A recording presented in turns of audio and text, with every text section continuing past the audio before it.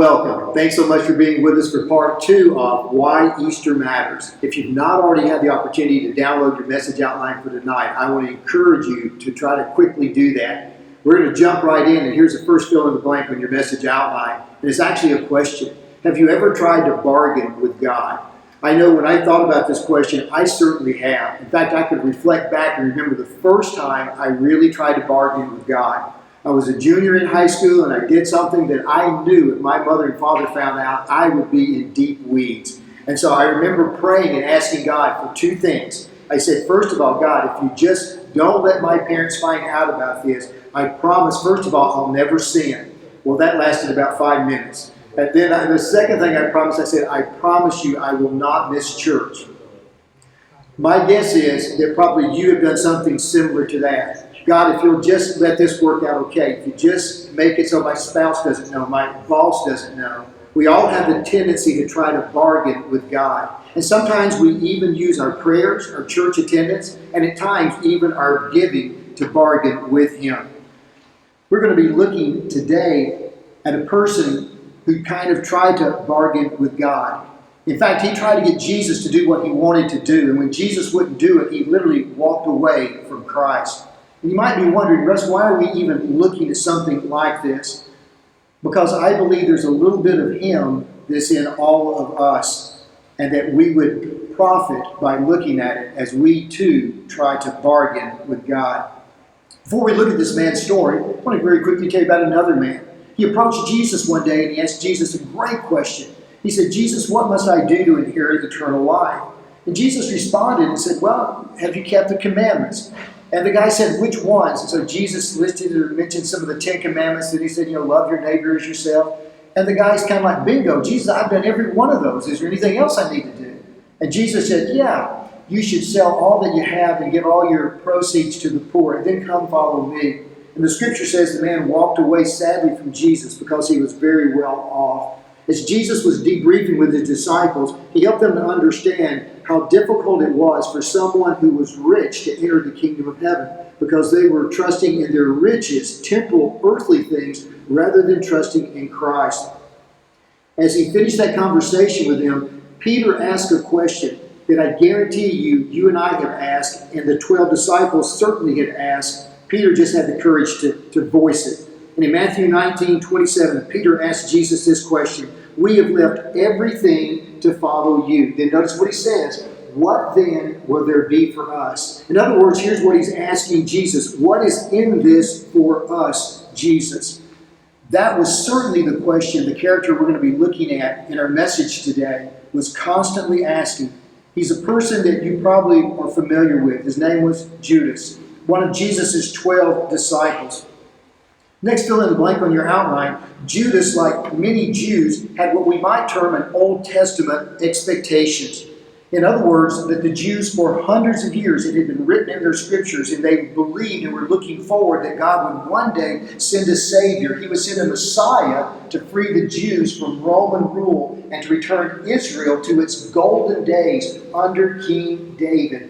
For the disciples, they simply put 2 and 2 together. If this really comes true, and Jesus is the Messiah, the new King of Israel, and we are close to Him, this is going to be our golden ticket. We got it made. And as people watched Jesus, there were many things about Him that led others to begin to question and wonder, could this really be the long-awaited Messiah? And yet there were some things, though, that Jesus did. They're going like, well, that just doesn't make sense. That's not who the Messiah is going to be. Let me give you some examples of that. One of the things that they didn't like was Jesus didn't hate the Romans. Jesus' homeland had been under foreign rule for over 600 years, the last 100 years under Roman rule. And they would continue to be under Roman rule for another 600 years after Jesus' death. But they were looking for someone to come and overthrow the Roman government and return their government to them. They kept trying to stir up dissension, animosity between Jesus and the Romans, but Jesus would have none of it. In fact, we find several times where Jesus actually performed acts of kindness, acts of love to the Romans. Another thing they didn't like was this, that Jesus didn't get along with the religious leaders of the day. In fact, he had a running battle going on constantly with them. He did not like who they were. He did not like what they were doing. He felt like they were exploiting the very people they had come to serve. But Jesus' disciples knew this: if there was going to be a movement in which they did overthrow or try to overthrow the Romans, they had to have the temple priest and the priests themselves behind this movement, or it would never work. And then a final thing that they just couldn't figure out was that Jesus never saved enough money.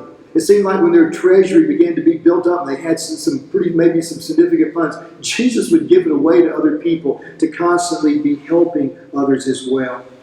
For Judas, fill in the blank for you, Jesus was always a means to an end. He was a means to an end. He wanted Jesus to truly be the Messiah. He wanted Jesus to overthrow the Romans. He wanted to cash in big off of his association with Jesus. But Jesus wasn't going in the direction he wanted or felt they needed to go.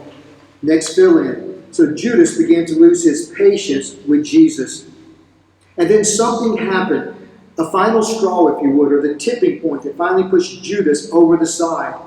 And this action was something that was an act of kindness, of extraordinary generosity that occurred, but it was the very thing that pushed him over the edge. It happened in a small town called Bethany. Some of you will be familiar with that little village. It was only about 1.5 miles, 2 miles outside of Jerusalem. In fact, we have a map here showing here's Jerusalem. You can see right there.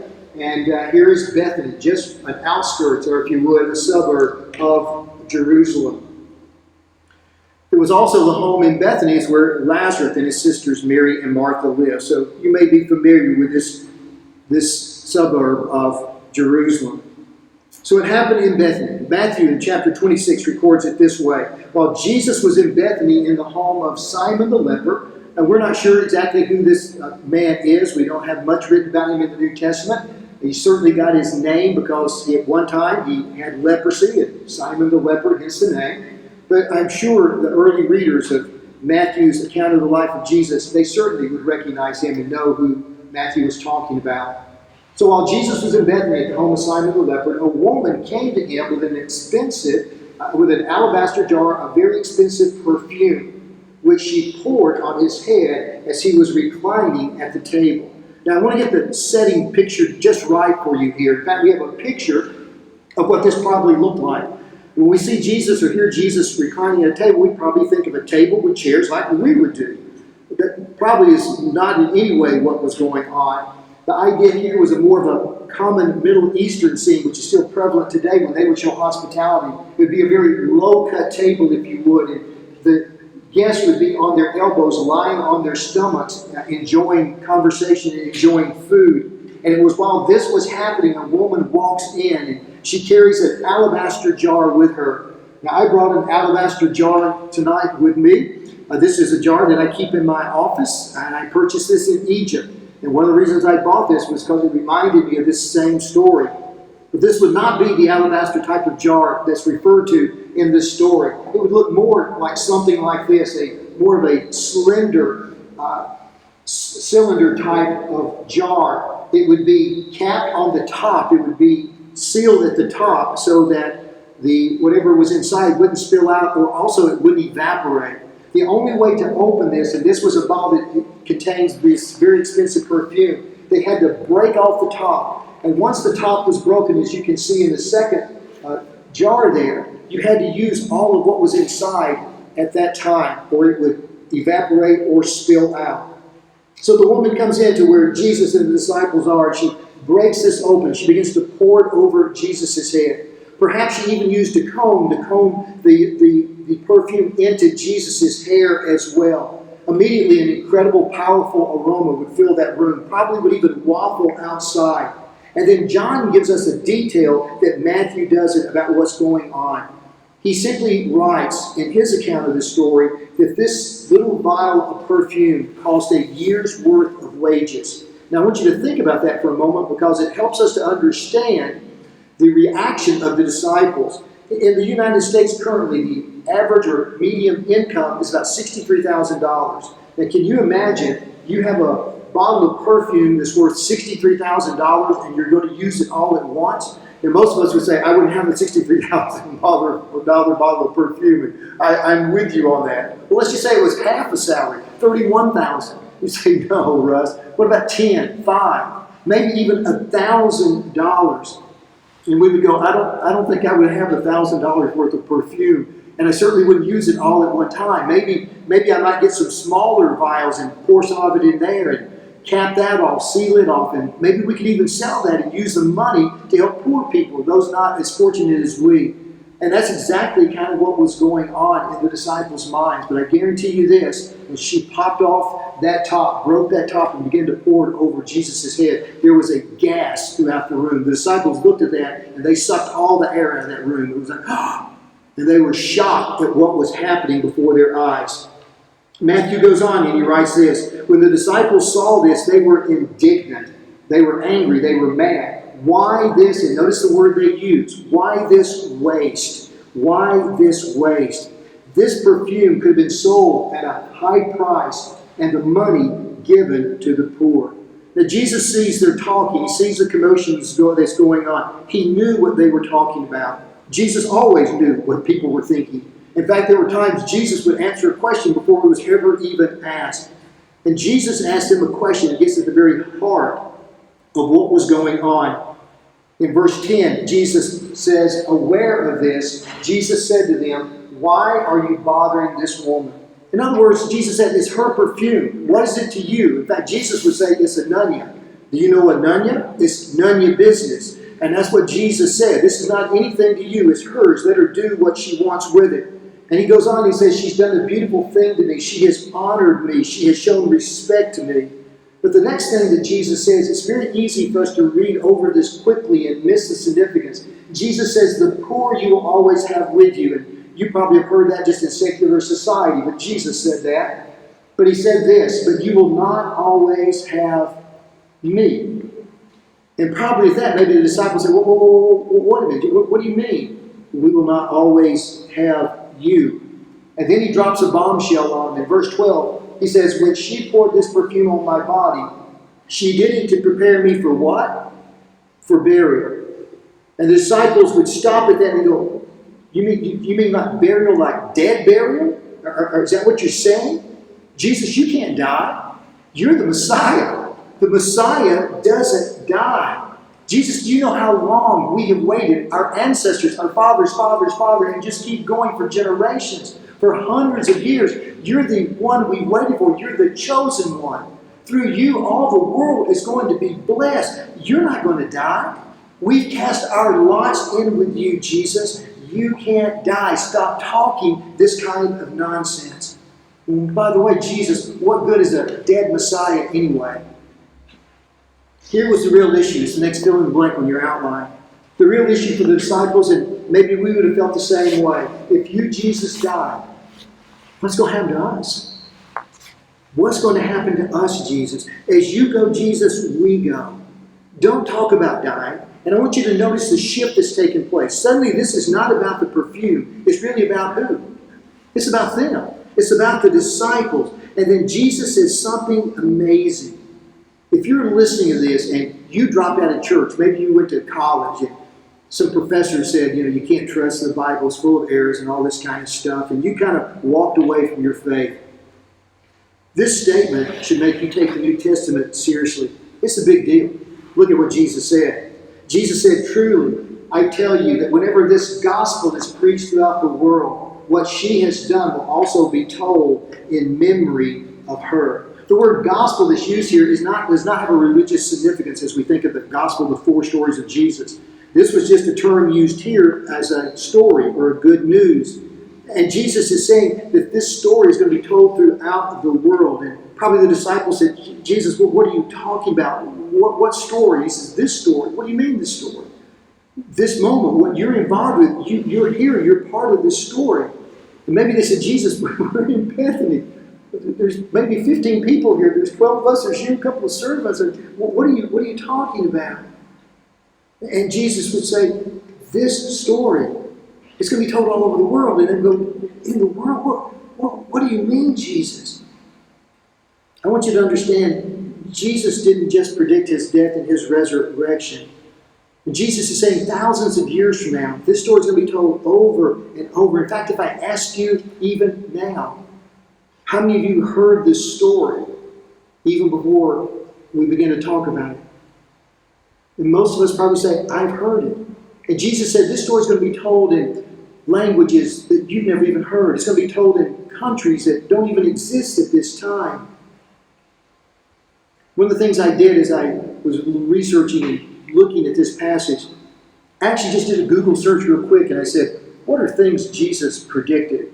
And I was very surprised when an article came up and it gave 17 different things Jesus predicted. Many of those I had not associated with predictions per se, but I thought, wow, that's really true.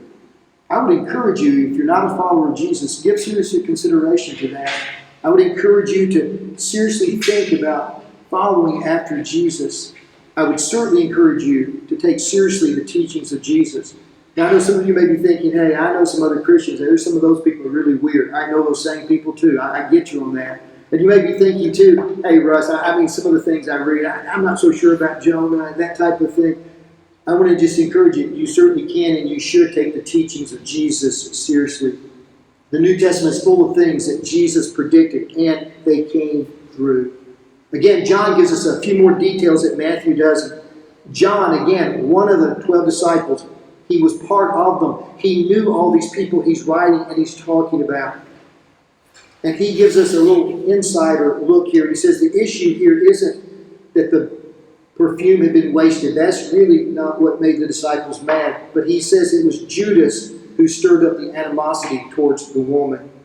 John writes, and he says this in verse 6 of chapter 12. He says, he, Judas, did not say this because he cared about the poor, but because he was a thief. As keeper of the money bag, he used to help himself to what was put inside it. Have you ever wondered about how Jesus and those 12 disciples, how they lived? How did they buy stuff and that type of thing? Well, there were people that financially supported Jesus, just like many of you financially support our church so we can do the ministry here. There were people who gave Jesus money. And Judas was the treasurer of the 12 disciples. He carried the money bag, and when money needed to be dispersed for food or whatever, he would be the one to do it. And John, who personally knew Judas, calls him out, and he says he was simply a thief. He stole from the money bag. But it was this incident that pushed Judas over the side because he considered it such a waste of money. He was done with Jesus. Jesus was supposed to be the Messiah. He was supposed to overthrow the Romans. He was supposed to usher in and restore the nation of Israel. How could he allow such a waste of money that could be used towards that? How could he allow this? Things simply weren't moving fast enough for Judas. Perhaps he was wondering, maybe I've wasted 3 years of my life following after Jesus. Maybe I need to get something from this so that it's all not in vain. Perhaps he said, I'm not sure I can trust Jesus anymore. Maybe I need to go and do something different with my life. And so at that time, he excuses himself from the group who had gathered there. Probably said, I have some business I have to take care of in Jerusalem. No one questioned that. And he walked the 1.5 miles to 2 miles back into Jerusalem. Matthew goes on and records this for us. Then one of the 12, the one who is called Judas Iscariot, went to the chief priests. And he asked them two things I want to encourage you to underline here. He asked, what are you willing to give me? Underline that phrase, give me. What are you willing to give me if I deliver him? Underline those two words, if I deliver him. What are you willing to give me if I deliver him, Jesus, over to you? So they counted out for him 30 pieces of silver. Maybe Judas thought he could speed things up if he just pushed Jesus a little bit. Maybe he could force Jesus to take action and to begin to act like the Messiah. Maybe he was so discouraged at this point he felt he needed to do something to make sure that he was reimbursed for all the time he had spent with Jesus. But one thing was sure, whatever was going through his mind, Judas was going to profit one way or another. Whichever way this went, he was going to get what he thought he had coming to him. He was going to come out on top. This conversation is also very important because those two words, deliver him. I hope you remember last week when we talked about Caiaphas, the high priest, and how he wanted numerous times to try to arrest Jesus, but he couldn't do it. Do you remember why? It was because of the crowds that Jesus attracted. Hundreds, even thousands of people around Jesus. That's why he needed Judas. He needed an insider. And Judas maybe could be the key. Maybe he could get Jesus away from the crowds long enough that they could arrest Jesus peacefully. He could deliver him to them. That would be worth something to them. And so they gave him 30 pieces of silver. 30 pieces of silver. That's what Judas received for his willingness to betray Jesus to the religious leaders. 30 pieces of silver for the life of Jesus. 30 pieces of silver. I don't know about you, but when I think of Jesus, I think of somebody probably kind of like me a little bit, kind of like you if you would, maybe a little older type of thing, probably has a better beard if you have a beard that you have, that type of a thing. But that wasn't Judas. Judas had spent 3 years with Jesus. He had traveled with him for 3 years, walked hundreds of miles, shared hundreds of meals.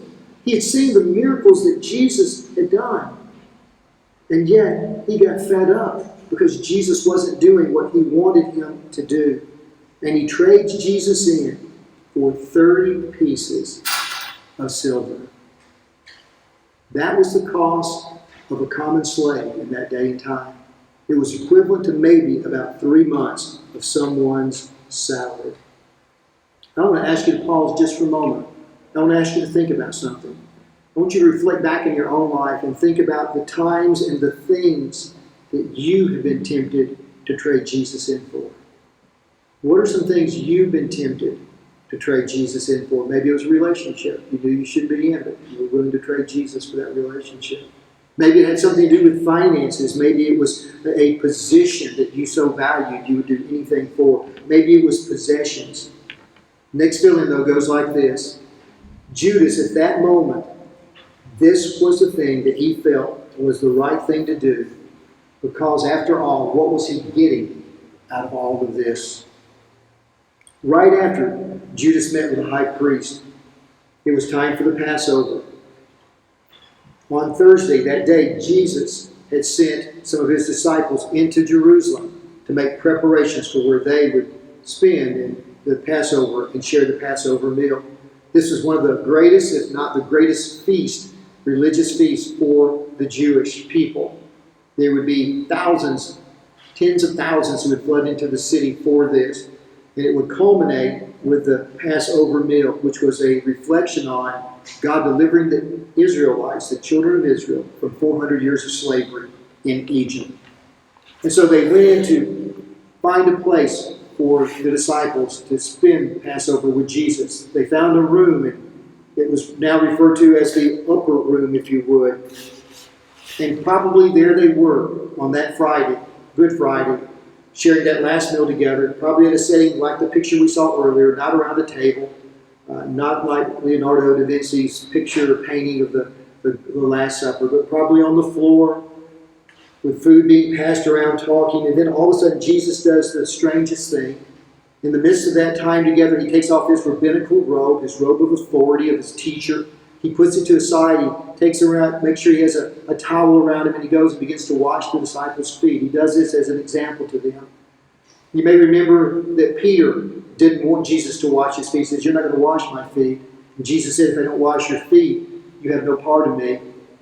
Peter even didn't say, "Then wash my whole body, like give me a bath." Jesus says, "No, I'm doing this as an example." And what Jesus told the disciples, he said, "You know what? When you think you're a big deal, you need to wash somebody's feet. And here I am as your rabbi, your teacher, your master. And I am doing this to you. And I want you to do this for the rest of your lives to the people around them. I want you to serve." Now for us, this is just a story. But for the disciples, it was pretty disturbing. Because here, their master, their rabbi, had humbled himself. And he acted as a servant. After that had happened, they were enjoying time together. Somebody probably threw out a suggestion. You know what? Hey, after our meal, why don't we go out and pray?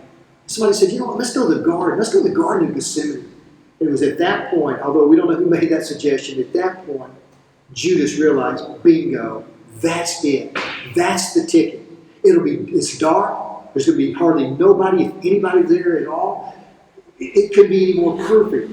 I can turn Jesus in at that point.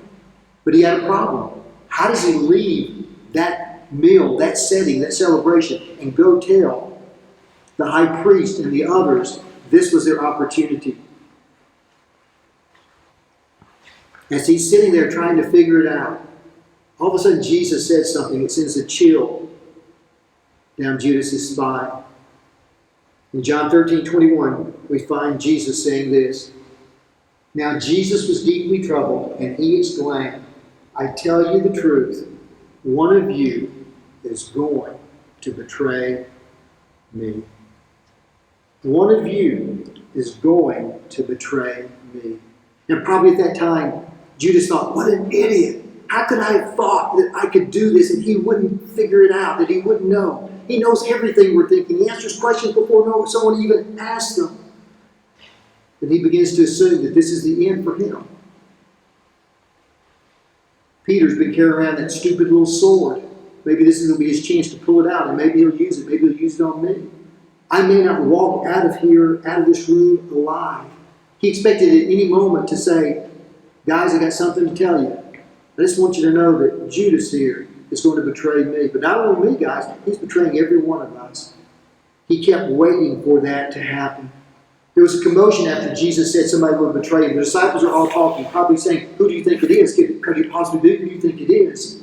And in the midst of this, Jesus simply leans over and he says to Judas this, what you're about to do quickly.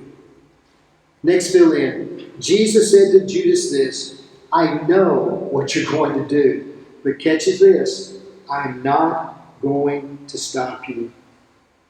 He even really was saying this, I've actually got your back. Whatever you're going to do, get up and go do it quickly.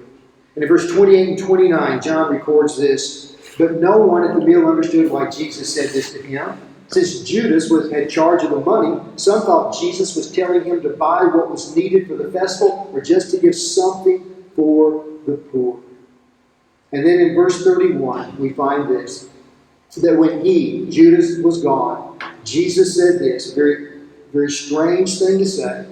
Now the Son of Man is glorified, and God is glorified in him. You know what Jesus was saying? Everything is working out exactly as planned. Exactly as planned. This is a reminder to us. A reminder to us that God's hand cannot be forced. God's will cannot be thwarted. Judas couldn't do it, neither can you or I. The next fill in. While we don't know what Judas was thinking during this time, one thing he probably did think was this. There is no way this will escalate out of control. Judas would envision that Jesus would be arrested. He would be brought before Caiaphas, the high priest. The other priests would be asked questions. They would punish him somehow. Maybe they would put him in jail. Perhaps even at the extreme, they may exile him. But Judas was also thinking this, man, I got my 30 pieces of silver. I'm good. Jesus can figure this out on his own. But when Judas found out that Caiaphas had handed Jesus over to Pilate, there would be only one reason he would do that. That was to seek the death sentence for Jesus.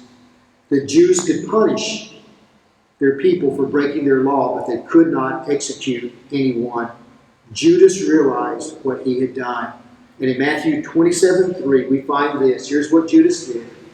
When Judas, who betrayed Jesus, saw that Jesus was condemned, he was seized with remorse. And notice what he did. He returned the 30 pieces of silver to the chief priests and to the elders. Now here's something to me is absolutely amazing.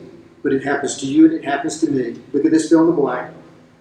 For Judas, what was of extraordinary value one minute had no value the next.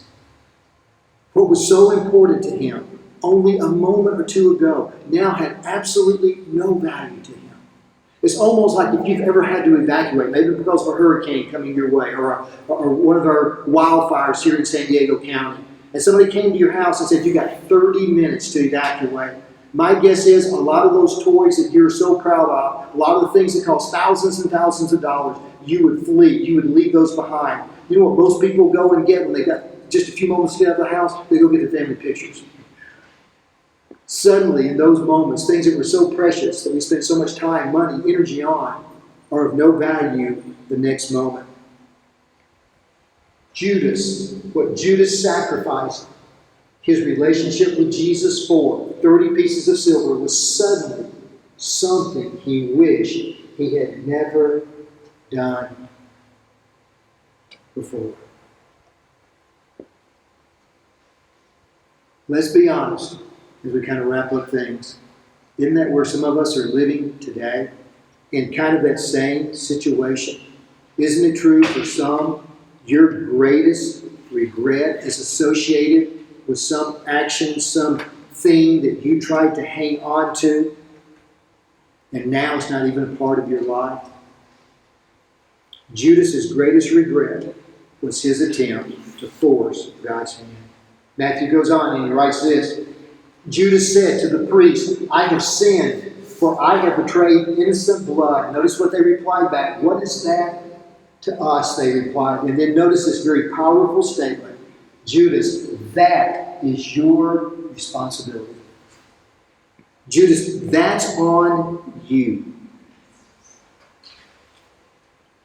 And then in verse 25, Judas threw the coins down in the temple and left. And he went off and he took his own life. The fill in the blank goes like this. Judas gained 30 pieces of silver, but he lost his soul. He lost his soul for 30 pieces of silver. Now, why is this such a big deal? Because like Judas, look at this fill in. Too many people reject Christ to preserve something they're going to lose in the end anyway. What's the point? What's the point? And along the way, they wind up hurting themselves. They wind up hurting those around them. They hang on to things that are less appealing and less valuable as every day ticks by. And for those who love them, who care about them, who are on the outside kind of watching all these things transpire, they know the script. They know where this is all going to end. And it breaks their heart because they know what's going to happen in the end. Let me tell you this. When those things happen, it breaks God's heart as well. Here's the really scary thing about this. Fill in for you. When we barter rather than to surrender to God, just like Judas, folks, let me tell you this. We're responsible for the outcome. We are responsible for the outcome. And that's exactly what the religious leader said to Judas. You chose to betray him. You chose to walk away from your relationship with him. That is your responsibility and yours alone. Next fill in, please know this. God will not stand in the way of you having your way. God is not going to stand in your way of you having your way. Have you ever wondered sometimes, why doesn't God just stop them? Doesn't he have the power? Sure he has the power. God can do anything. Why doesn't he just stop some things? Because God will not interfere with your free will or my free will. And please know this, next fill in. Nor will God rob us of the responsibilities and the outcomes associated with the decisions that you and I make in our lives. Our decisions, our responsibility. Next fill in. So as we make decisions, what should give us pause is this, that God values our freedom so much that he will not interfere with it even when we undermine our own success and our own happiness. When Judas couldn't get from Jesus what he wanted, God didn't stop it. And what he traded for the life of Jesus was ultimately of no value whatsoever to him. And remember this, nothing Judas did ever thwarted the plan of God. Last fill in the blank as we close. However, when we surrender our lives to God, check this out, God takes responsibility for the outcome of our journey. I showed this illustration to you numerous times. I want to show it to you one more time as we close tonight. I want you to picture this umbrella as being God's protection over you. And God has designed our lives so that we would stay under His umbrella of protection. And God tells us that when we do this, when we surrender our lives to Him and place ourselves under that umbrella of protection, He takes responsibilities for the outcome of our journey in life. But on the other hand, this is far too often how we choose to live, outside of the protection of God. And when we live this way, God says, you're responsible for the outcomes of the decisions you make. How foolish are we not to live our lives under the umbrella of God's love and His protection for us?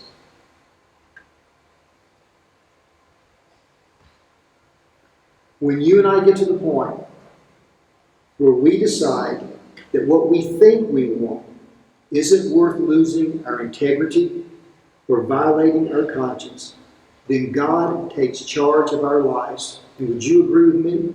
He's a whole lot better at managing our lives than we are. Close with this question. So what are you trying to control that you need to surrender to God?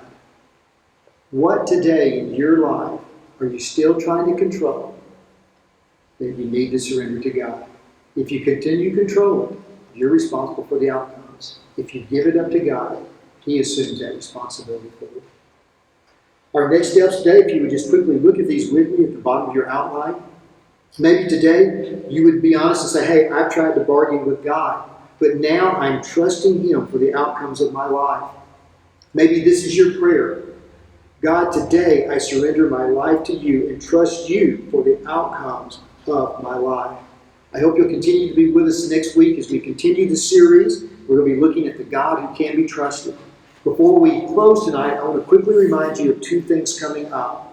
One is something we've never done before, but we're going to give it a go. I know there have been many times where I've given a message or talked and you've got questions, and hopefully you've been able to discuss those questions in your small group. But I'm sure there's times you would want to discuss maybe some of those things with me. What do you mean by that? Talk to me more about that. Beginning this Sunday at 11:30, I'm going to be on Facebook Live. And I'm going to be available to you to dialogue with you about the message, things that you have questions, concerns about. I'll be there and would love to chat with you on Facebook Live. All you need to do is just go to our New Hope Facebook page at New Hope Eastlake. Just kind of log in at 11:30 this Sunday, and I will be there and would love to chat with you. I would also like to remind you that on Tuesday, this coming Tuesday, I'm going to be starting a starting point class. Starting points for people who maybe have got questions about the faith, never really crossed that line of faith to commit to Christ because they've got so many questions. It's for people who maybe are new to Christianity, or maybe you've been away from Christianity, you're just coming back.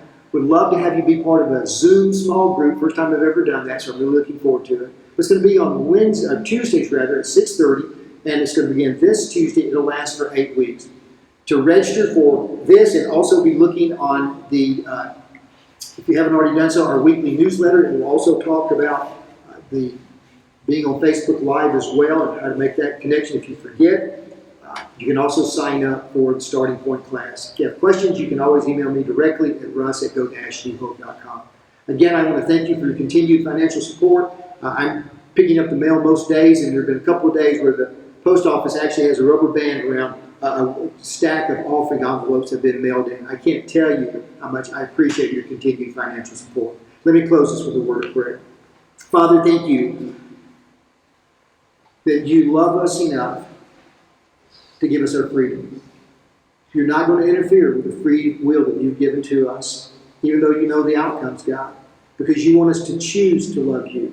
Love is a choice that we make. It's not something we can be forced upon, and you don't force yourself on us. We thank you for that.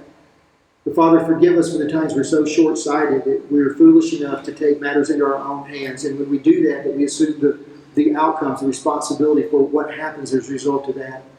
And every one of us have just a laundry list of times we've done that. But as we grow, as we mature daily, may we trust you, put ourselves under your umbrella of protection. And Father, I thank you that you truly, as we'll talk about next week, you are a God who can be trusted.